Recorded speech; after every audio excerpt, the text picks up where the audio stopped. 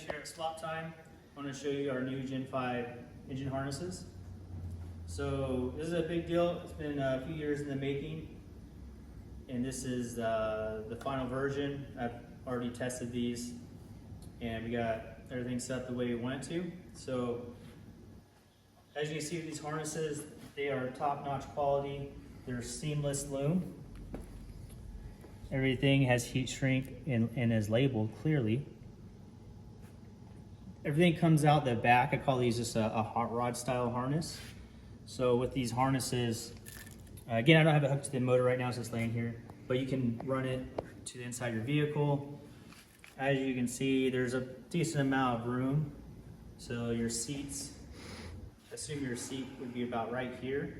So this is almost long enough. You can run it underneath the seat. You can coil it over a little bit if you want to put it under your glove box. I prefer to have my stuff in the engine bay for daily drivers. So I ran this harness all the way to the battery tray on a square body. The big development on this is I've been working on these muscle car modules for years, working everything out we can, as much functionality as possible.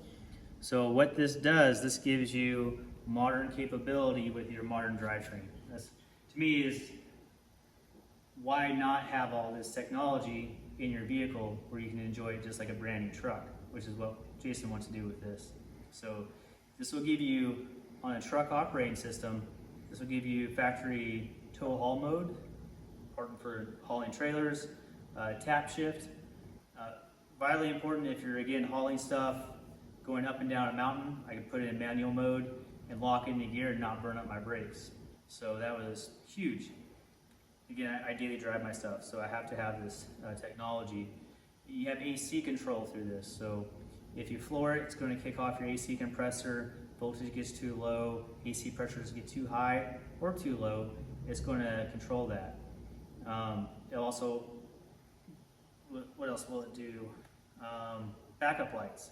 So if you have like a Tahoe like me, there is no backup light switch built into your column. And there's no switch on this. There is no wire to tap into, so this will output a signal for your backup lights to come on with. Neutral safety.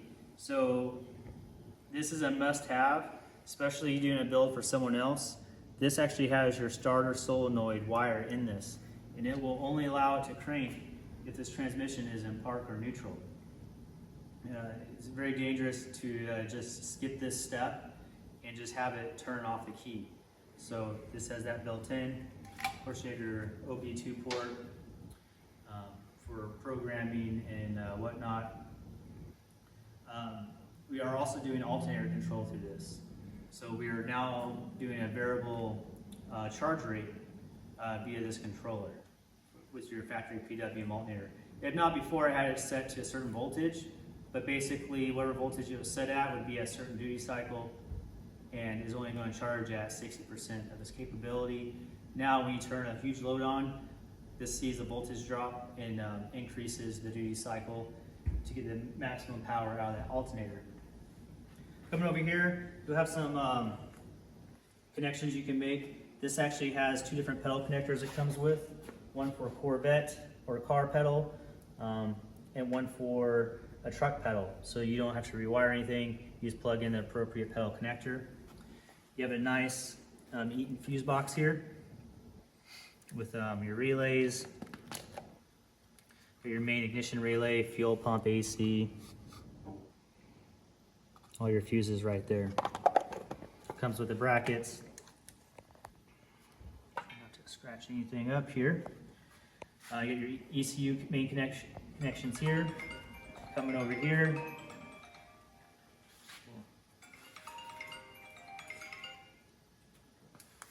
We'll go ahead, we'll do a few quick overview on the harness where we can connect it. You got two banks. This is bank 1, driver side. You got bank 2, passenger side. So that's how things are labeled here. You got bank 1 injection. You got coils. Coils are labeled by numbers. So the way these coils are numbered, 1, 3, 5, and 7. Those are odd numbers, that's your driver's side. Even numbers, 2, 4, 6, and 8. That is your passenger side. So that's how you'll do your coils. Real quick, we'll start locking things up. We're gonna hook up bank 1 injection. Important not to get these switched because your fuel rail sensor goes through the sub harness into bank 1. This one has your mechanical fuel pump. So you hook those up backwards, it will never fire. So that's can be a common problem, and they're not, a GM didn't key these a certain way. So that can definitely happen. I'm gonna grab bank 2, plug that in. On this side, you're gonna have a few grounds with M8 bolts, one on each cylinder head. Again, we're replicating what GM did. Make sure we've got plenty of extra grounds. You have your starter side. So this connects to your starter, your factory Gen 5 starter. This will be your power. This is 12-volt battery power. That goes on the starter stud that you connected your battery cable, your large gauge battery cable to. You hook that to. That provides a constant 12 volts to this fuse box. You'll also have your crank sensor and knock sensor on this side, so you get everything routed. You know, you want to keep this kind of tight and out of the way. Now you see we got the bank 2 injectors, I'm sorry, not injectors, coils. And we have the PWM alternator connection right here. This little guy is pretty cool. This is for the PWM fan. So I want to have this pre-wired. So you could just connect this pigtail to your PWM fan, and then you can snap it in. It's kind of hidden out of the way. Coming around to this driver's side, Jason. On this harness, I wanted to be very universal. So we have some things broken out in the back. So we have your mass airflow. So mass airflow comes out the center, so you can go to either side to get to your mass airflow sensor. We also have throttle body. So because it depends if you have Corvette, Camaro, truck, what side that throttle body's on. So as you can see, it's easy. You can just put it to the side you need it, tuck it back down inside your coils. On this side, you'll have your oil pressure. It's plugged in right here to oil pressure sensor on your valley cover. DOD is a 5-pin connector. It's not being utilized. You don't use it. It's only for displacement on demand, and I recommend never using that system. You got your coil, your cam, your VVT, and your oil pressure connector to your sub harness down here. It just connects right there. And then you'll have your knock sensor. Your O2s are labeled as well, bank 1 O2. So this is your bank 1, you'll leave it down here. You'll plug in your O2. Remember, your O2 sensor has its own wire lead to it. This will never go all the way down there. It doesn't need to. You have 1.5 feet of lead from your O2 sensor. So again, you want to keep everything away from heat. Coming back over here, probably missed a few things. We got a temp sensor. You know, it plugs right in. We'll swap the coils and valve covers off in a little bit to factory, so we can plug all this back in. Pretty simple. Coming over here, a little intimidating. There's a few wires here, but everything is labeled with heat shrink. So this one says brake switch.